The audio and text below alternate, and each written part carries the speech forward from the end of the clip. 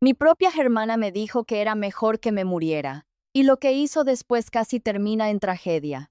Mira, yo nunca tuve problema en ayudar a mi hermana, de verdad.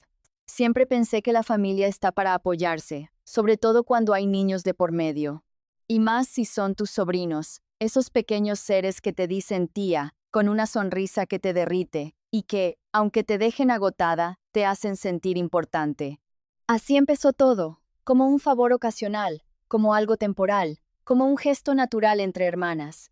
Yo vivía con mis padres en ese momento, recién graduada, mandando currículums a todas partes, despertándome temprano para revisar portales de empleo y tratando de no sentir que el mundo avanzaba mientras yo estaba en pausa. No era que no quisiera trabajar, al contrario, estaba desesperada por encontrar algo propio, algo que me permitiera independencia. Pero mientras eso pasaba, estaba en casa.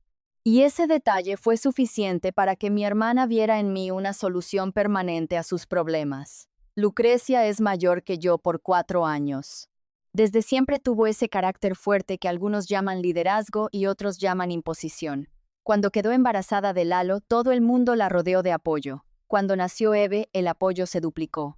El papá de los niños desapareció emocionalmente mucho antes de desaparecer físicamente, así que Lucrecia cargaba con todo, o al menos eso decía. Al principio, los favores eran pequeños. ¿Puedes quedarte con los niños 1 hora? Tengo que hacer un trámite. Yo decía que sí. ¿Puedes cuidarlos esta tarde? Tengo una entrevista. Claro que sí. Incluso me gustaba sentir que podía ser útil mientras buscaba trabajo. Pero poco a poco, sin darme cuenta, esas horas se convirtieron en días completos. Lucrecia empezó a dejar a Lalo y Eve en casa de mis padres sin avisar. Simplemente llegaba, tocaba el claxon y cuando yo salía a ver qué pasaba, ya tenía las mochilas listas. Regreso en un rato, decía sin mirarme mucho. Ese rato podían ser 6 horas. Mis padres lo veían como algo normal. Es tu hermana, repetía mi mamá. Además, no estás haciendo nada, añadía mi papá, como si buscar trabajo desde casa fuera equivalente a estar viendo televisión todo el día, y yo intentaba organizarme. Me levantaba temprano para enviar solicitudes antes de que los niños llegaran, pero era imposible mantener una rutina cuando a las 10 de la mañana sonaba el timbre y ahí estaban, con caritas sonrientes y energía infinita. Lalo quería jugar, Eve necesitaba siesta, comida, cambios, atención constante, y yo hacía lo que podía, porque al final eran niños que no tenían culpa de nada. Pero la cosa dejó de ser ocasional cuando se volvió diaria. Lucrecia consiguió un trabajo temporal y, sin consultarme realmente, asumió que yo me encargaría del cuidado. Es solo mientras me estabilizo, prometió. Pero no hubo conversación formal, no hubo acuerdo, solo una expectativa silenciosa que se convirtió en obligación. Yo ya no podía salir a entrevistas con libertad. Más de una vez tuve que cancelar citas porque Lucrecia no regresó a tiempo. Recuerdo una ocasión en particular. Había logrado una entrevista en una empresa que me interesaba muchísimo. Me arreglé, imprimí mi currículum, estaba lista para salir, y 15 minutos antes, Lucrecia dejó a los niños diciendo que tenía una reunión urgente. Intenté explicarle lo de la entrevista, pero me respondió con un simple: "Ay, Esther, tú tienes tiempo para eso. Yo necesito trabajar para mantener a mis hijos". Y así, sin más, mi oportunidad se fue. Lo peor no era el cansancio físico, era esa sensación de que mi vida estaba en pausa, mientras la de ella seguía avanzando con mi ayuda invisible. Yo bañaba a sus hijos, les daba de comer, los llevaba al parque, los consolaba cuando lloraban por su papá, y cuando Lucrecia regresaba, cansada pero libre, apenas decía gracias. Meses así. Meses en los que mi rutina giraba en torno a los horarios de otros. Meses en los que me repetía que era temporal, que pronto encontraría trabajo y todo cambiaría. Pero el cambio no llegaba. Hasta que un día, agotada y frustrada, decidí hablar. No fue un reclamo agresivo. Fue una conversación que ensayé 1000 veces en mi cabeza antes de decirla en voz alta. Le dije algo sencillo, directo, razonable. Puedo ayudarte, Lore. Siempre voy a querer a los niños y apoyarte. Pero si necesitas cuidado regular todos los días, necesito que lo veamos como un trabajo.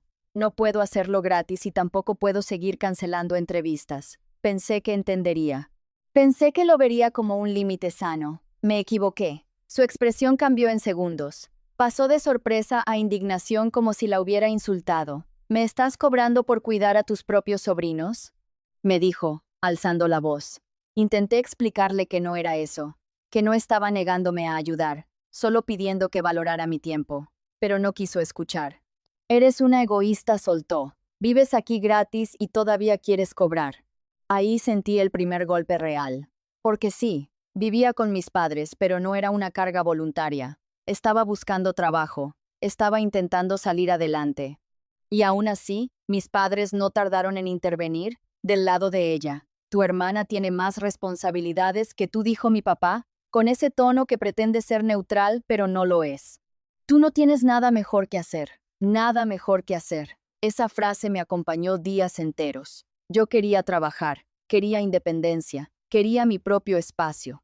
Pero cada vez que intentaba marcar un límite, parecía que me convertía en la villana de la historia. Después de aquella conversación donde intenté, con toda la calma del mundo, plantear algo tan básico como que mi tiempo también valía, la dinámica en la casa cambió, pero no para mejor. No fue una explosión inmediata ni una pelea de película. Fue algo más sutil y por eso mismo más desgastante. Lucrecia empezó a tratarme con una frialdad que no conocía en ella, como si yo hubiera traicionado un pacto invisible que solo existía en su cabeza. Durante los días siguientes siguió dejando a Lalo y Eve en casa de mis padres, pero ya no me pedía el favor directamente. Simplemente los dejaba y asumía que yo me haría cargo.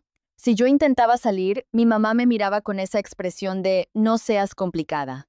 Si mencionaba que tenía que enviar solicitudes o preparar entrevistas, mi papá respondía que eso podía hacerse más tarde, que la prioridad eran los niños porque ellos no pueden esperar. Y así, entre miradas pasivo-agresivas y comentarios que parecían inocentes pero no lo eran, mi rol quedó oficialmente establecido, niñera a tiempo completo, sin contrato, sin pago y sin derecho a quejarme. Lucrecia comenzó a exagerar su sacrificio en cada conversación familiar. En la cena decía cosas como, es que nadie entiende lo difícil que es ser madre soltera, y aunque eso era cierto, la frase siempre iba acompañada de una mirada fugaz hacia mí, como si yo fuera parte del problema. A veces añadía, al menos yo sí hago algo productivo, y ese comentario, aunque no mencionaba mi nombre, caía directamente sobre mí como una etiqueta invisible. Hubo un día que marcó el punto de quiebre emocional, aunque yo todavía no lo sabía. Tenía programada otra entrevista, esta vez virtual. Había logrado que la empresa aceptara esa modalidad precisamente porque sabía que no podía salir con libertad. Le pedí a Lucrecia que solo ese día regresara temprano o buscara otra solución durante una hora. No era un capricho, era una oportunidad real. Su respuesta fue un suspiro exagerado y un «veré qué puedo hacer», que en su idioma significaba «no voy a hacer nada diferente». Llegó la hora de la entrevista y, como temía, Lalo estaba corriendo por la sala con un camión de juguete haciendo sonidos de motor, mientras Eve lloraba porque no quería dormir la siesta. Intenté acomodarme en mi habitación, cerrar la puerta, mantener la calma, pero en medio de la videollamada se escucharon gritos, risas y golpes. Vi cómo la expresión del reclutador cambiaba, educadamente incómodo, mientras yo intentaba sonreír y fingir que todo estaba bajo control. Al final me dijeron que seguirían en contacto. Nunca lo hicieron. Cuando Lucrecia regresó esa noche, agotada según ella, le conté lo que había pasado. No esperaba aplausos ni disculpas dramáticas, solo un mínimo reconocimiento de que mi situación también importaba, pero en lugar de eso, explotó. ¿Me estás culpando porque tus entrevistas no funcionan?, me dijo, elevando la voz frente a mis padres. Intenté explicarle que no era culpa, que solo necesitaba cooperación, pero su tono ya estaba fuera de control. Eres una desagradecida, Esther. Vives bajo este techo sin pagar renta, sin responsabilidades reales, y ahora quieres cobrar por ayudar a tu propia familia. ¿Sabes lo que yo daría por tener tu tiempo libre? Esa palabra libre me dolió más que todo lo demás, porque mi tiempo no era libre, estaba ocupado criando hijos que no eran míos. Mis padres, en vez de mediar, reforzaron su postura. Mi mamá dijo que entendiera a Lucrecia, que estaba bajo mucha presión. Mi papá añadió que en nuestra familia siempre nos ayudábamos sin poner precio. Yo escuchaba todo eso sintiendo que mi voz se hacía cada vez más pequeña, como si cualquier intento de defensa fuera interpretado como egoísmo, pero lo peor llegó una semana después. Había sido un día especialmente pesado. Los niños estaban inquietos. Lucrecia había salido desde temprano y no respondía mensajes. Cuando por fin apareció, casi a las 9 de la noche, venía molesta por algo del trabajo. Apenas cruzó la puerta y vio el desorden normal de una casa con 2 niños pequeños, empezó a quejarse. «No entiendo qué haces todo el día», dijo, mirando alrededor. Esa frase fue el detonante. Sentí algo romperse por dentro.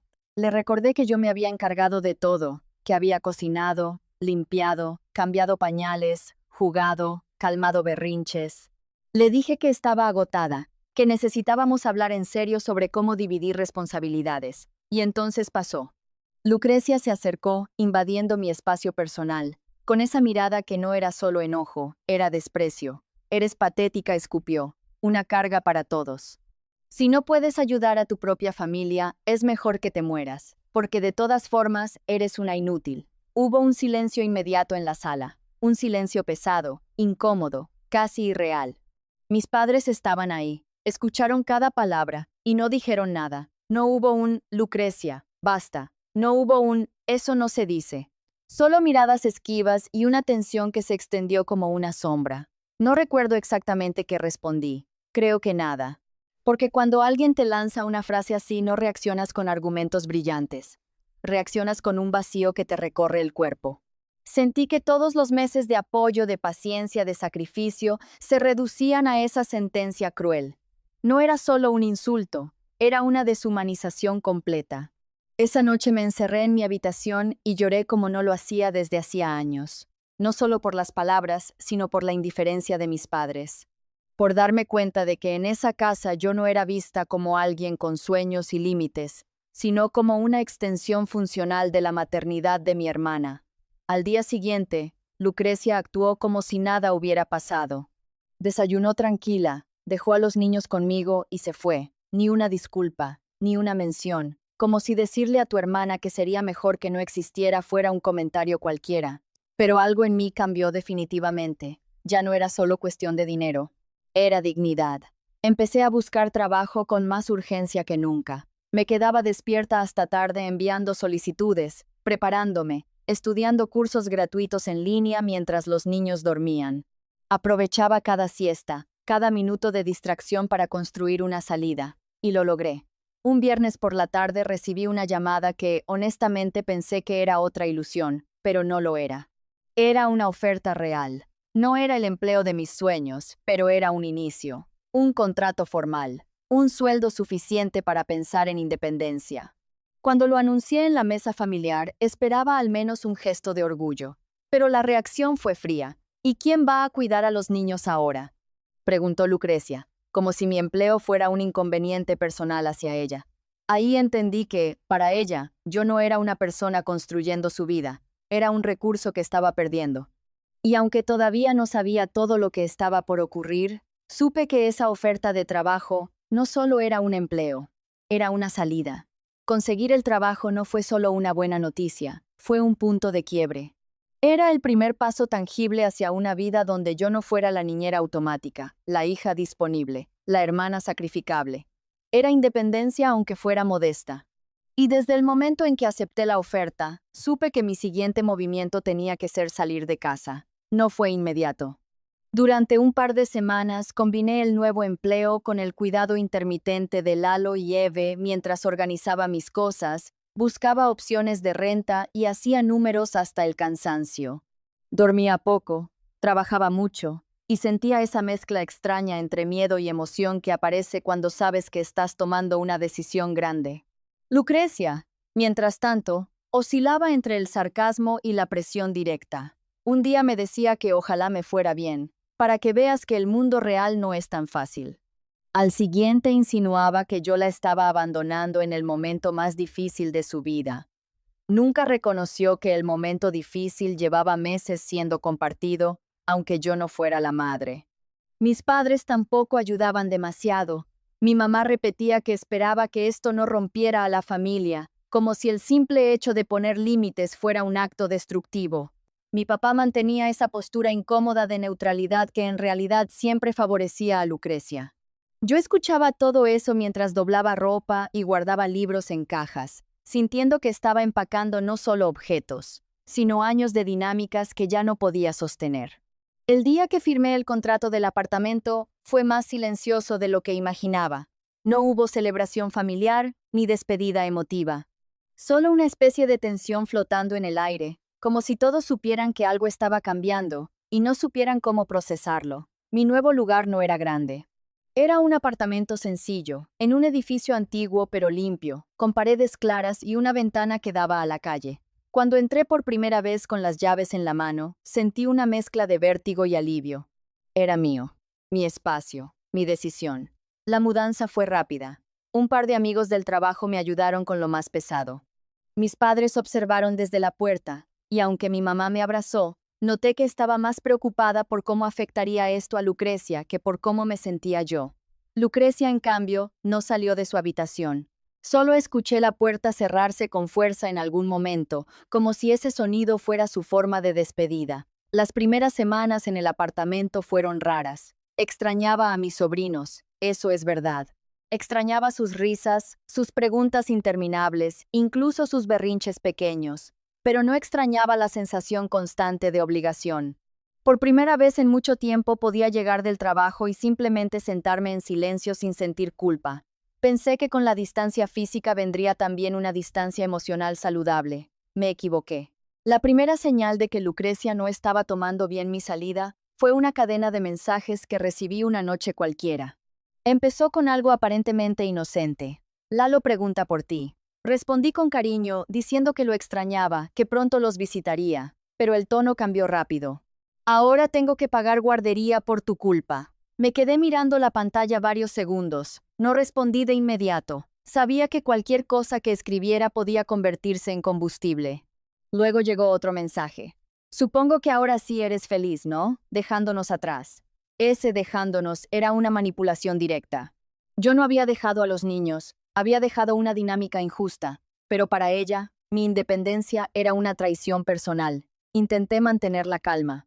Le expliqué que seguiría siendo parte de la vida de mis sobrinos, que solo necesitaba mi propio espacio. No hubo respuesta esa noche. Durante unos días todo pareció estabilizarse. Me concentré en el trabajo, aprendiendo procesos nuevos, intentando destacar. Empecé a construir una rutina donde yo era el centro de mis decisiones.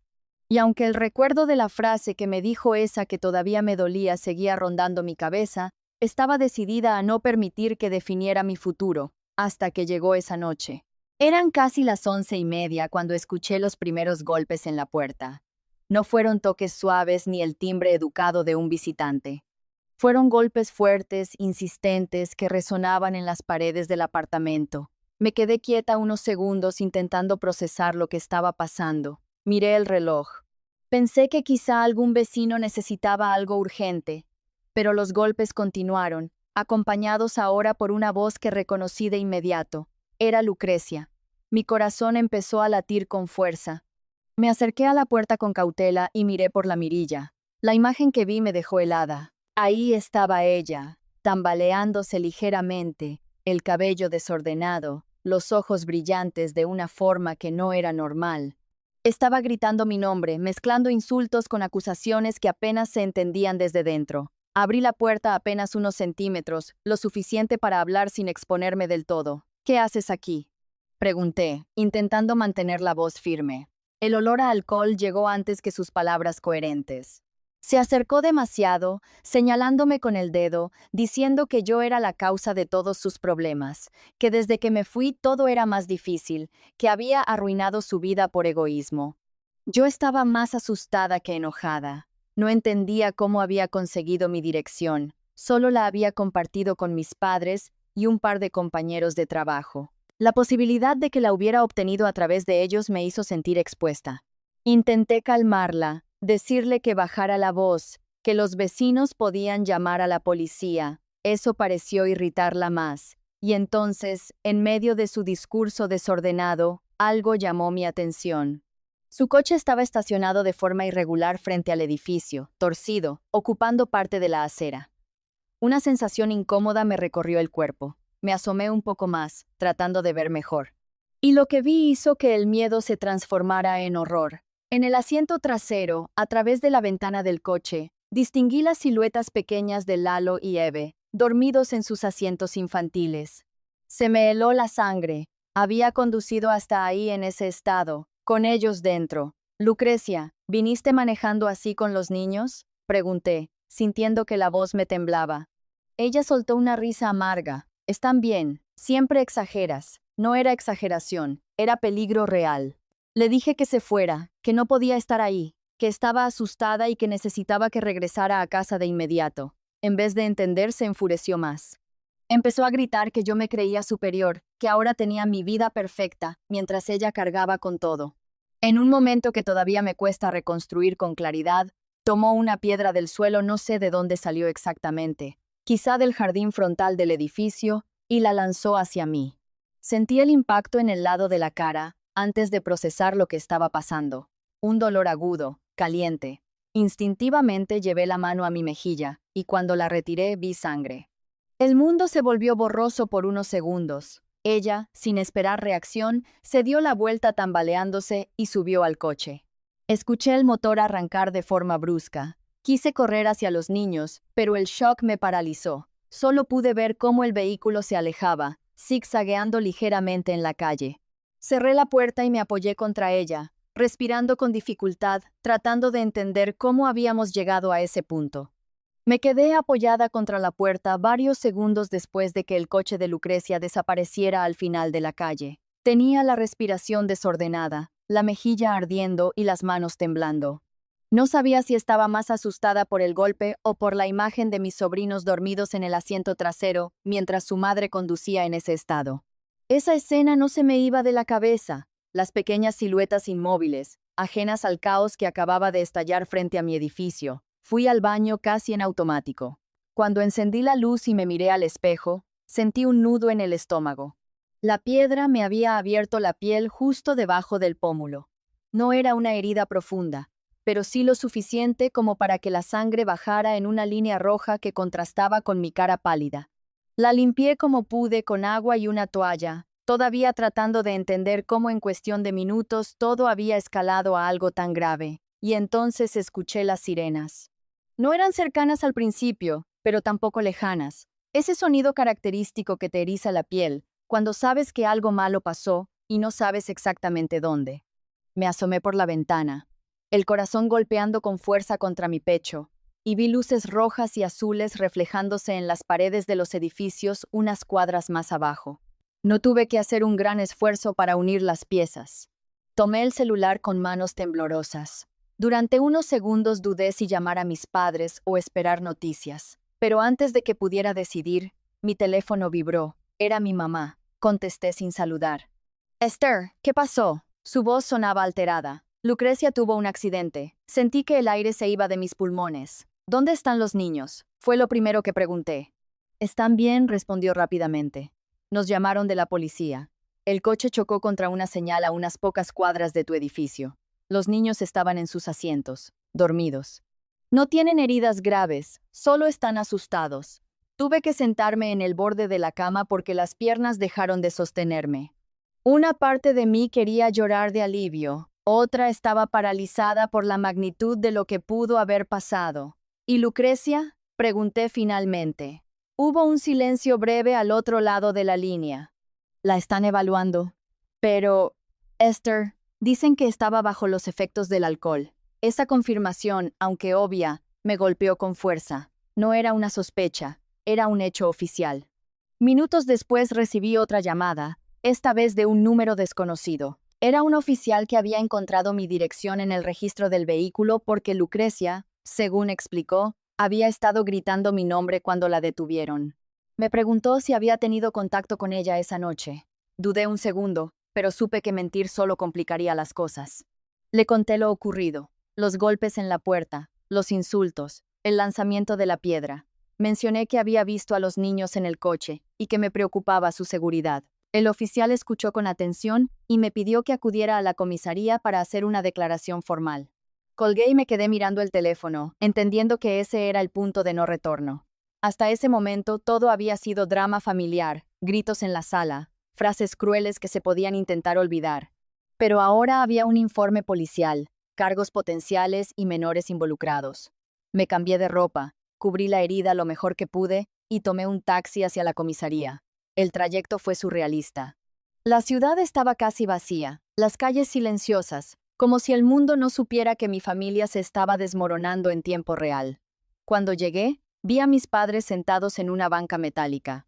Mi mamá tenía los ojos rojos de tanto llorar. Mi papá miraba al suelo con una expresión que nunca le había visto, una mezcla de preocupación y algo más profundo. Culpa. Lalo y Eve estaban con una trabajadora social en otra sala. Cuando los vi a través del vidrio, sentí una punzada en el pecho. Estaban despiertos ahora, confundidos, aferrados uno al otro. No entendían nada de leyes ni de informes, solo sabían que algo no estaba bien. Lucrecia estaba en otra área, separada. No la vi de inmediato, pero escuché fragmentos de conversación entre oficiales. Conducción bajo influencia, poner en peligro a menores, daños a propiedad pública. Las palabras sonaban frías, técnicas, pero detrás de ellas estaba la realidad cruda de lo que había hecho. Cuando el oficial me llamó para tomar mi declaración, relaté todo con detalle. No exageré ni minimicé. Conté cómo había llegado a mi edificio en estado evidente de intoxicación, cómo había insultado, cómo había lanzado la piedra y cómo había visto a los niños en el coche. Mientras hablaba, sentía que cada frase era un ladrillo más en una estructura legal que iba a cambiar la dinámica familiar para siempre. Al terminar, el oficial me preguntó si quería presentar cargos por agresión. Esa pregunta pesó más que cualquier otra. No era solo una decisión legal, era una decisión emocional. Era aceptar oficialmente que mi hermana me había hecho daño de una manera que ya no podía justificarse con estrés o enojo. Miré mis manos, todavía con restos de sangre seca en los nudillos, y pensé en la frase que me dijo semanas atrás. Pensé en meses de manipulación, en oportunidades perdidas, en la normalización de su abuso. Y pensé en mis sobrinos, en el riesgo real al que habían sido expuestos esa noche. Sí, respondí finalmente. Quiero presentar cargos. No lo dije con rabia, lo dije con claridad. Cuando regresé a donde estaban mis padres, el ambiente era distinto. Mi papá se levantó y por primera vez en mucho tiempo, me miró como si realmente estuviera viendo todo el panorama. Vimos el informe preliminar, dijo en voz baja. ¿Y tu cara? Mi mamá se acercó y tocó con cuidado el vendaje improvisado en mi mejilla. Sus ojos se llenaron de lágrimas de nuevo. No sabíamos que era tan grave, susurró. Pensamos que solo eran discusiones normales entre hermanas. Quise decir que las discusiones normales no incluyen desearle la muerte a alguien ni lanzar piedras. Pero no hacía falta. Ellos lo estaban entendiendo solos. Esa noche, mientras completábamos trámites y esperábamos información médica, mis padres finalmente admitieron algo que nunca habían querido reconocer, que habían permitido que Lucrecia cruzara límites una y otra vez porque la veían como la hija que más lo necesitaba, y en el proceso me habían dejado a mí cargando con responsabilidades que no eran mías.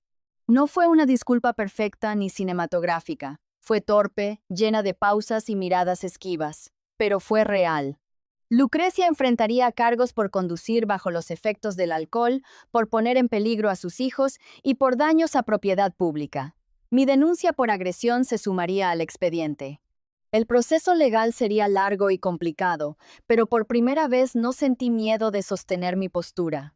Cuando salimos de la comisaría, el cielo empezaba a aclararse.